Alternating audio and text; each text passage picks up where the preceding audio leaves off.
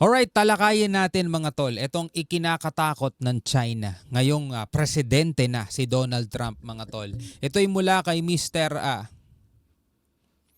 Ito'y mula kay Pinoy Mystery Channel, itong videong panonoorin natin ngayon. No? Samahan ninyo ako mga tol, sabay nating panoorin. Sabay din tayo magbigay ng komentaryo. Ikaw naman sa pamamagitan ng comment section sa ibaba. Huwag mong kalimutan mag-subscribe kay PMC mga tol. Nilagay ko po ang link sa may description box. No, ang pagkapanalo ni Donald Trump sa halalan mga tol ay ang isang makasaysayan kaganapan na ikinatuwa ng marami. No? Pero marami din naman ang natakot mga tol. No? Ito, panoorin natin, bigyan natin ng reaction video.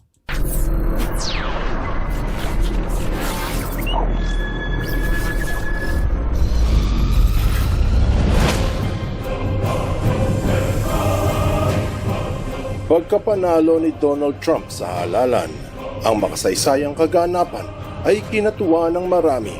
Hindi lamang yung nasa Amerika, pati rin yung mga bansang magbebenepisyo sa mga panukalang ilalabas sa bagong administrasyon. At meron din namang mga kinabahan, no? Lalo-lalo na isa pa sa mga balita, no, yung Trump versus LGBTQ mga tol, no? Kasi alam naman natin yung halalan dalawa lang daw ang gender, babae at lalaki lang, sabing gano'n ni Trump. 'Di ba? Isa pa sa mga balita ngayon na kinababahala ng gobyerno natin is yung baka mapauwi o baka ma-deport mga tol yung halos 300,000 mga Pilipino na undocumented mga tol. Mga dati ng kaalyado ni Trump mula pa noong una. Kasama dito ay ang Israel, kung saan nangako ito na susuportahan niya ang estado laban sa mga terorista. Siguradong magugulat ka sa malalaman mo na meron ding mga nababahala sa resulta ng botohan. Yan. Mga bansang pinagbantaan ni Trump bago pa ito maihalal. Yun na. Isa na ay ang mga komunista sa China. Mayroong mga naniniwala at marami din namang naghihinala. Ang tanong, totoo ba?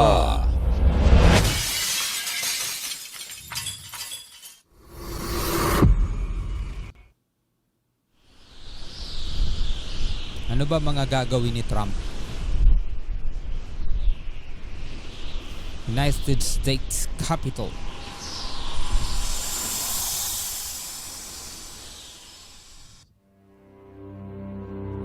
Lumabas na ang nagwagi sa halalang inaantabayanan ng mga kano ng maraming taon.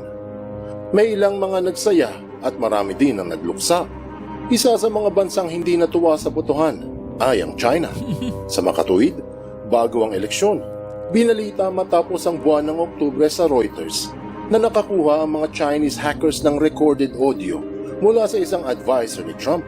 Oh. Sinabi ng FBI na may mga nakapasok sa telecommunications nila na mga maka-China.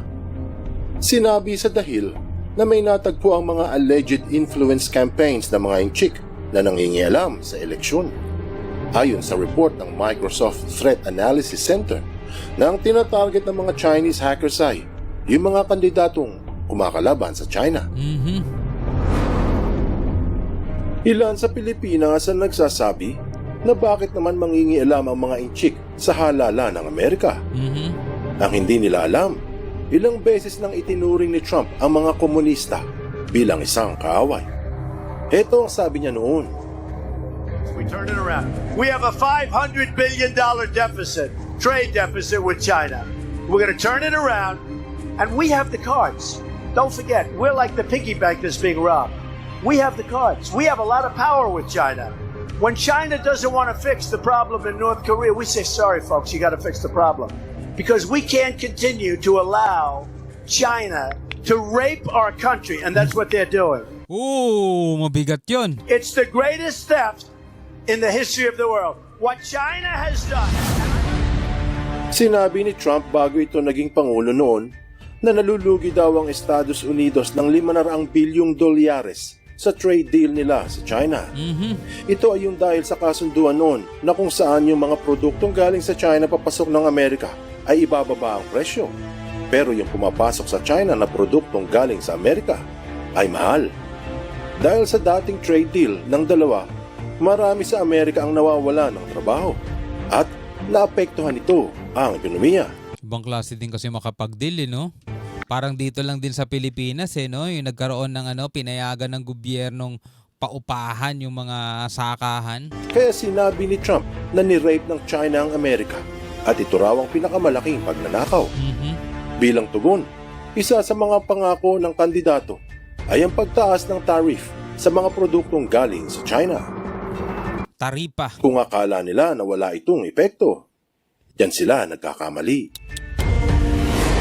A senior U.S. official tells CBS News that Israel is not sharing its plans with the U.S., but said some within the administration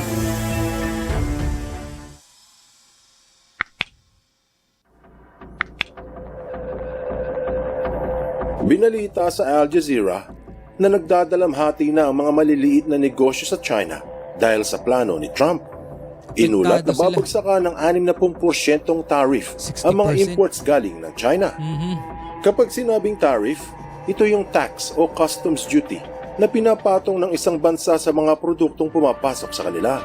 Halimbawa, kung sa Pilipinas ito mangyayari, kung bibili ka ng cellphone na Xiaomi na mula sa China na may presyong 5,000, ang 60% na tariff, imbis na 5,000 lang ang babayaran, tataas ito hanggang 8,000. Mantakin mo, yung mga negosyong bibili ng 200 cellphone sa China, imbis na 1,000,000 lang ang kanilang babayaran, sa tariff ni Trump, tataas ito ng mga 1.6 million. Grabe, no?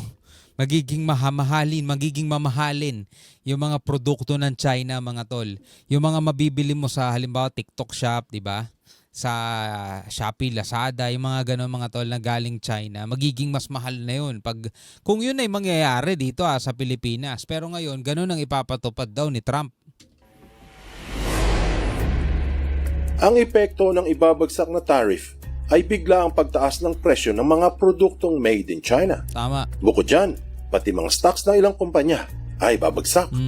Sinabi sa Yahoo Finance noong 7 ng Nobyembre 2024 na ito na nga at bumagsak ang presyo ng stocks sa China dahil sa pangakong tariff. Kasi mga tol, no, kaya lang naman kadalasan pinipili ang mga produkto ng China dahil mura. Yun naman kasi talaga yung dahilan eh. 'Di ba? Lalo-lalo na halimbawa rito sa Pilipino, hindi ka naman titingin na masyado sa kalidad eh. Tinitignan mo kasi yung presyo eh.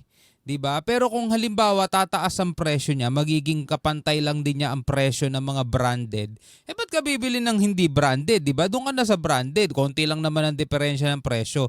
Doon din kasi talaga magkakatalo mga tol. Kaya malaki ang impact niya no sa mga negosyante dahil liliit yung nila, bababa yung sales nila talaga. Dadami yung nila, hindi maibebenta kung halos magpapantay na yung presyo ng branded sa hindi naman branded o copycat lang tapos ganun ang presyo, di ba? Kasama dito ay ang Alibaba, JD, Baidu, Bilibili at marami pang iba. Biruin mo, hindi pa man din naaaprubahan ng 60% custom duty. Nagplakda na ang stock market. Di ba? Ganyan kahalaga ang tariff. Lalo na ngayon bumagsak na ang malalaking pinagkakakitaan ng mga komunista, ang Evergrande at Country Garden. Ngayon, nasa peligro ang isa sa malaking pinagkakakitaan din, ang kanilang export. Sa ARS Technica, pinahayag na dahil sa 60% tariff ni Trump, maaaring mapilay ang pag-asenso ng tech industry ng China. Kasama dito yung mga nag-e-export ng computers, game consoles at iba pa. Sinabi din ng Reuters na mas malaking peligro ang tariff ni Trump sa China ngayon sa ilang dahilan. Kasama ang krisis na nangyayari sa property market at ang gabundok na utang ng taong bayan sa mga bangko. Gayunpaman, naghahanda na rin ang mga komunista sa mangyayari pag nakaupo si Trump sa pagkapangulo. Ayon sa Live Mint, ngayong ding buwan ng Nobyembre, nahanda na raw ang China sa tariff ni Trump at nag-anunsyo ito ng mas malaking stimulus package o pantulong para sa kanilang mamamayan. Okay. Totoo man o hindi, malalaman natin. Anong aral ang mapupulot dito? Mapagtatanto na kung walang epekto ang tariff na ibabagsak sa China, bakit naghahanda ang mga komunista? Tama. Patunay na ang pagkapanalo ni Donald Trump ay kinatuwa ng marami, pero hindi ng lahat. Doon sila sisibakin no? Dahil sa masaklap na epekto nito para sa ekonomiya ng mga hijik. Oh, kasi ang lakas talaga ng kita nila mga tol sa export, 'di ba? Yung mga made in China product, mga sapatos, damit, tag dito mga cellphone, mga gadgets, 'di ba? Like for example na lang mga tol para mas pasimplihin natin, 'di ba? Bibili ka halimbawa ng t-shirt. 'Di ba? Normally pag galing sa kanila, mura lang mga halimbawa mga mabibili mo sa mabibili mo ng mga halagang 120 mga ganon, 'di ba? O baka mas mura pa, mga ganon. Pero syempre kung mataas ang tariff noon mga tol, magmamahal 'yun. Pwedeng pumatong na rin mga tol ng halagang 400 to 500. Nakapantay lang ng ibang mas quality, mas branded, 'di ba? Eh di 'yun na lang yung bibilin mo. Branded pa, 'di ba? May tatak pa, alam mo na. Eh kasi kadalasan lang naman kaya binibili natin. Gusto natin tong damit na to, for example, kaso medyo mahal. Hahanap tayo ng alternative na halos same design, kapareho lang din niya pero mas mura. Ganun kasi ang gusto natin mga Pilipino eh. Pero sa Pilipinas yun hindi natin alam mga tol kung ganun din ba o same din ba ang magiging epekto niyan sa Amerika. Anyway, bilang isang Pilipino, ano masasabi mo dyan? Comment ka na lamang sa ibaba. No? Hanggang sa muli, ako nga pala si Shobaldi. Peace out.